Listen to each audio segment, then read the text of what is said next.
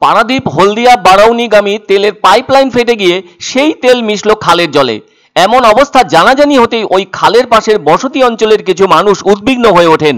আসলে PL link road সংলগ্ন হলদিয়া রিফাইনারির পারাদ্বীপ হলদিয়া Barauni pipeline ডিভিশনে পাইপলাইন ফেটে তেল অর্থাৎ ডিজেল ওখানকার এক খালের জলে মিশে যায়। ওই তেল জল থেকে সরাতে বেশ কয়েকটি জলের ট্যাঙ্ক এবং সেই সাথে দমকলের গাড়ি সহ দমকল কর্মীরা ঘটনাস্থলে আসেন। যদিও বড়সড় কোনো দুর্ঘটনা ঘটেনি বলে জানিয়েছে ভবানীপুর থানার পুলিশ। এমন অবস্থা হওয়ায় আতঙ্ক ছড়িয়েছে পূর্ব মেদিনীপুরের শিল্প শহর হলদিয়ায়। ওই তেল অপরিশোধিত বলে জানা গেছে। উল্লেখ্য, এই বছরের আগস্ট মাসেও হলদিয়ার চিরঞ্জীবপুরে ভূগর্ভস্থ পাইপলাইন ফেটে রাস্তায় জমা হয়েছিল অপরিশোধিত সেই তেল। শুকনো রাস্তা রাতারাতি হয়ে উঠেছিল তেলের নদী। সে সময় আমজনতার চোখ কপালে উঠেছিল। তবে ওই সময়ে ওখানকার আমজনতা তাদের বিভিন্ন পাত্র নিয়ে তেল সংগ্রহে ব্যস্ত হয়ে উঠেছিলেন। আসলে ওই তেল ছিল ভোজ্য তেল। সে যাই হোক না কেন, এদিন হলদিয়ায় যেটি হয়েছে সেটি জ্বালানি তেল, আর ওই তেল খালের জলের মাধ্যমে ছড়িয়ে গিয়েছে। ওদিকে স্থানীয় মানুষজন বিভিন্ন পাত্র নিয়ে খালের পাশে এসে জড়ো হয়েছেন ওই তেল সংগ্রহের জন্য। অবশ্য পুলিশ ওখানে এসে যাওয়ায় তারা তেল সংগ্রহে সাহস দেখাতে পারছেন না, তবে সুযোগের সন্ধানে আছেন তারা। এদিকে ওই তেল পাইপলাইনের পাইপ ফেটে বের হয়ে খালের জলে ছড়িয়ে পড়ায় উদ্বিগ্ন হয়ে উঠেছেন হলদিয়া কর্তৃপক্ষ। তবে তারা যথেষ্ট সতর্ক হয়ে অনেক জলের ব্যবস্থা করেছেন ওই খালের জলে ছেড়ে দেওয়ার জন্য। এছাড়াও দমকল কর্মীরা তাদের জল ভর্তি গাড়ি নিয়ে এসে ওই খালের ভেতর হোস পাইপ ব্যবহার করে জল ছড়াচ্ছেন, যাতে কোনোভাবেই কোনো সমস্যা না দেখা দেয়। খালের জলে মেশা তেল যাতে ওই খাল থেকে বেরিয়ে যায় সেই চেষ্টাও করছেন তারা। সব মিলিয়ে সর্বতভাবে চেষ্টা করছেন দমকল কর্মী থেকে শুরু করে হলদিয়ার সংশ্লিষ্ট কর্মীরা। এখন কেন এভাবে তেলের পাইপ ফেটে গেল সেসব তদন্ত করে দেখা হবে বলে জানা গেছে।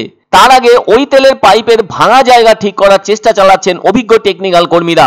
কেননা ওই পাইপ দিয়ে ওড়িশার পারাদ্বীপ বন্দর পর্যন্ত যেমন তেল পৌঁছায়, তেমনি এর পাশাপাশি বিহারের বারাউনিতে তেল পৌঁছায়।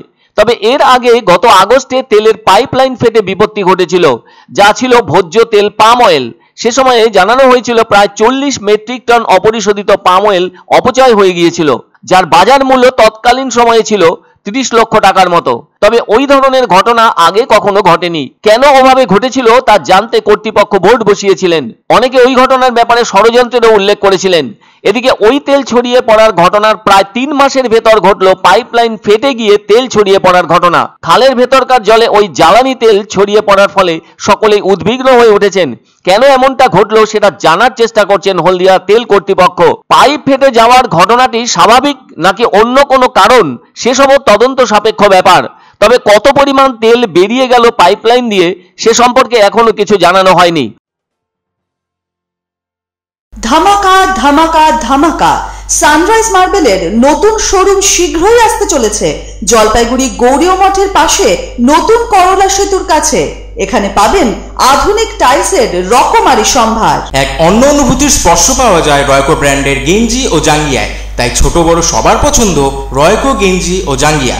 প্রস্তুতকারক জয়মনি হোশিয়ারি, কলকাতা। আনন্দ সংবাদ, আনন্দ সংবাদ। 30 বছরের নির্ভরযোগ্য প্রতিষ্ঠান ইন্দ্রমণি রাইস মিল। আমাদের কয়েকটি জনপ্রিয় ব্র্যান্ড হলো তাজ, বরলি, খুশি ইত্যাদি। আমাদের factory outlet CG trading company, Dinbazar, axis ব্যাংকের পাশে, জলপাইগুড়ি। এখানে সুলভ মূল্যে গুণগত মানের সব ধরনের চাল পাওয়া যায়।